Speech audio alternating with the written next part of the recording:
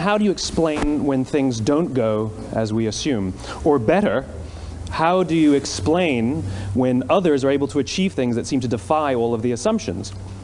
For example, why is Apple so innovative? Year after year after year after year, they're more innovative than all their competition. And yet, they're just a computer company. They're just like everyone else.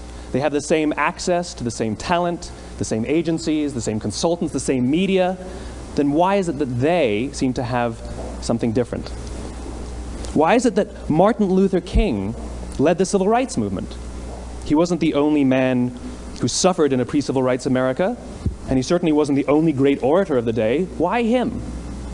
And why is it that the Wright brothers were able to figure out controlled powered manned flight when there were certainly other teams who were better qualified, better funded, and they didn't achieve powered manned flight, and the Wright brothers beat them to it?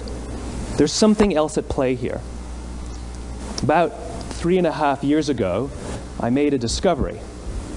And this discovery profoundly changed my view on how I thought the world worked, and it even profoundly changed the way in which I operate in it. As it turns out, there's a pattern. As it turns out, all the great and inspiring leaders and organizations in the world, whether it's Apple or Martin Luther King or the Wright brothers, they all think, act, and communicate the exact same way, and it's the complete opposite to everyone else. All I did was codify it. And it's probably the world's simplest idea. I call it the golden circle.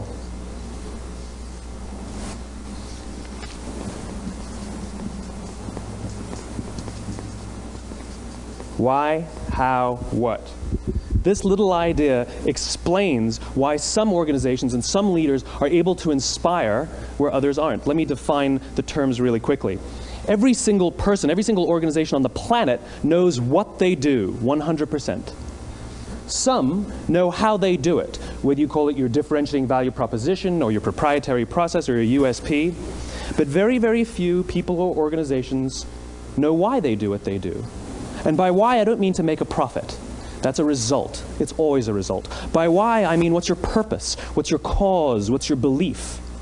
Why does your organization exist? Why do you get out of bed in the morning? And why should anyone care? Well, as a result, the way we think, the way we act, the way we communicate is from the outside in. It's obvious. We go from the clearest thing to the fuzziest thing.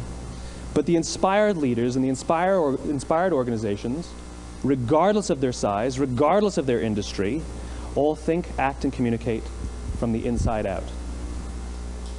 Let me give you an example. I use Apple because they're easy to understand and everybody gets it.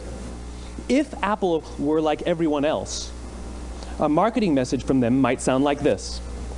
We make great computers. They're beautifully designed, simple to use, and user-friendly. Want to buy one? Meh.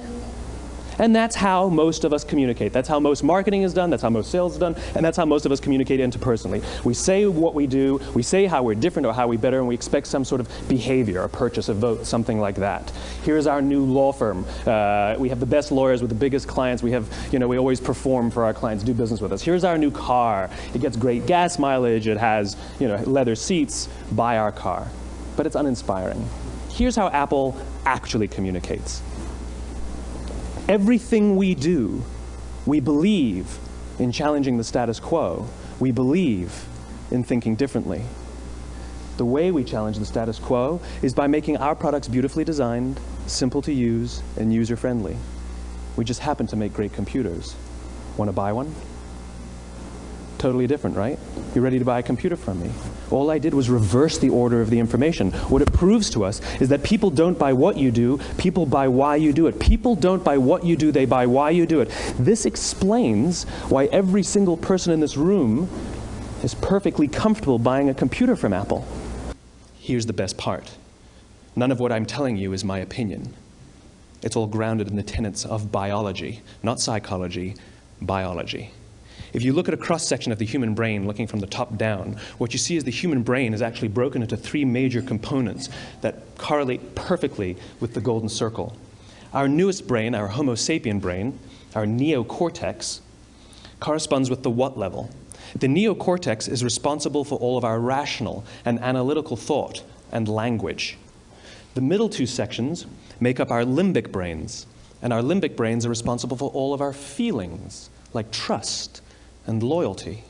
It's also responsible for all human behavior, all decision-making, and it has no capacity for language. In other words, when we communicate from the outside in, yes, people can understand vast amounts of complicated information like features and benefits and facts and figures. It just doesn't drive behavior. When we communicate from the inside out, we're talking directly to the part of the brain that controls behavior, and then we allow people to rationalize it with the tangible things we say and do. This is where gut decisions come from. You know, sometimes you can give somebody all the facts and your figures and they say, I know what all the facts and details say, but it just doesn't feel right. Why would we use that verb? It doesn't feel right.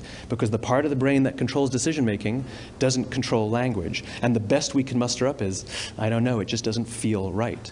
Or sometimes you say you're leading with your heart or you're leading with your soul. Well, I hate to break it to you, those aren't other body parts controlling your behavior. It's all happening here in your limbic brain, the part of the brain that controls decision-making and not language. Well, why is it important to attract those who believe what you believe? Something called the law of diffusion of innovation. And if you don't know the law, you definitely know the terminology. The first 2.5% of our population are our innovators. The next 13.5% of our population are our early adopters. The next 34% are your early majority, your late majority, and your laggards. The only reason these people buy touch-tone phones is because you can't buy rotary phones anymore.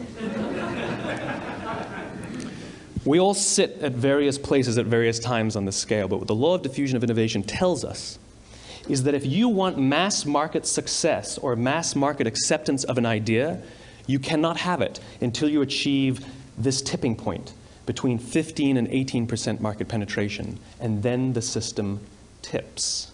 Now let me give you a successful example of the law of diffusion of innovation. In the summer of 1963, 250,000 people showed up on the Mall in Washington to hear Dr. King speak. They sent out no invitations, and there was no website to check the date. How do you do that? Well, Dr. King wasn't the only man in America who was a great orator. He wasn't the only man in America who suffered in a pre-civil rights America. In fact, some of his ideas were bad, but he had a gift. He didn't go around telling people what needed to change in America. He went around and told people what he believed. I believe, I believe, I believe, he told people. And people who believed what he believed took his cause and they made it their own, and they told people. And some of those people created structures to get the word out to even more people. And lo and behold, 250,000 people showed up on the right day, on the right time to hear him speak. How many of them showed up for him? 0. They showed up for themselves. It's what they believed about America that got them to travel on a bus for 8 hours to stand in the sun in Washington in the middle of August. It just so happens that the civil rights movement was the perfect thing to help him bring his cause to life. We followed him not for him, but for ourselves. And by the way, he gave the I have a dream speech, not the I have a plan speech. Listen to politicians now with their comprehensive 12-point plans. They're not inspiring anybody.